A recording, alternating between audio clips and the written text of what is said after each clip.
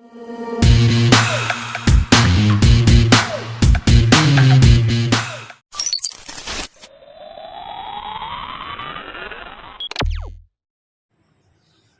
Friends, எல்லோரும் எப்படி இருக்கீங்க? நல்லா இருக்கீங்களா? சப்ஸ்கிரைப் பண்ணுங்கள் ஃப்ரெண்ட்ஸ். வீடியோ கடைசியோட ஸ்கிப் பண்ணாமல் பாருங்கள். மீந்து போன இட்லியை செம்ம டேஸ்ட்டான ஒரு ரெசிபியாக மாற்ற போகிறோம். எப்படின்னு பார்க்கலாம் வாங்க. இப்போ ஒரு பேன் எடுத்து நல்லா ஹீட் பண்ணிட்டு அதில் 2 ஸ்பூன் ஆயில் சேர்த்து ஹீட் பண்ணிக்கலாம். இப்போ ஆயிலில் கருவேப்பிலை சேர்த்து தாளிச்சிக்கலாம். அடுத்தால கூடவே சின்ன சின்னதாக கட் பண்ண வெங்காயமும் பச்சை மிளகாவும் சேர்த்து வதக்கிக்கலாம். மீதமான இட்லி வச்சு செய்ய போகிற ஒரு அருமையான ரெசிபி தாங்க இது.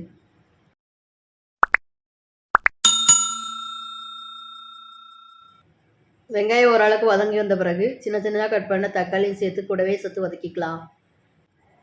தக்காளி மட்டும் இல்லை, குடமிளகாய் இருந்தாலும் நீங்கள் சின்ன சின்னதாக கட் பண்ணி சேர்த்து வதக்கிக்கலாங்க.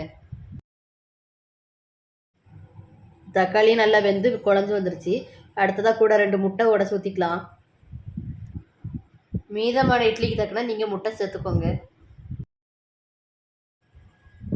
2 முட்டையை உடச்சி ஊற்றினதுக்கப்புறம் 1 டீஸ்பூன் கறி மசாலா பொடி, 1/2 டீஸ்பூன் மிளகாத்தூள், தேவைக்கேற்ப கொஞ்சம் போல் உப்பு, 1/4 டீஸ்பூன் மிளகுத்தூள் எல்லாம் சேர்த்து வறுத்துக்கலாம். காரம் உங்களுக்கு எந்த அளவுக்கு தேவையோ அந்த அளவுக்கு பார்த்து சேர்த்துக்கோங்க. இட்லியில் உப்பு இருக்கிறதுனால உப்பு பார்த்து சேர்த்துக்கோங்க.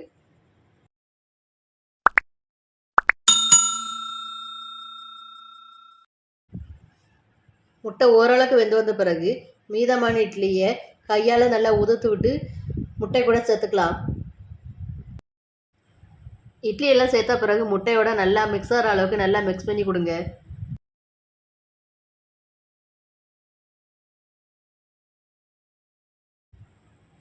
பொடியாக கட் பண்ணி வச்சுருக்க மல்லி இலையை மேலே தூவி மறுபடியும் கிண்டிக்கலாம்.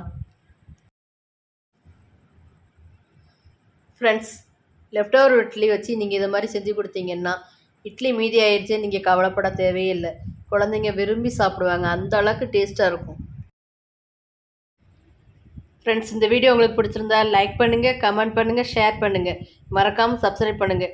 பக்கத்தில் இருக்க பெல் ஐக்கானை கிளிக் பண்ணுங்கள். தொடர்ந்து சப்போர்ட் பண்ணுங்கள்.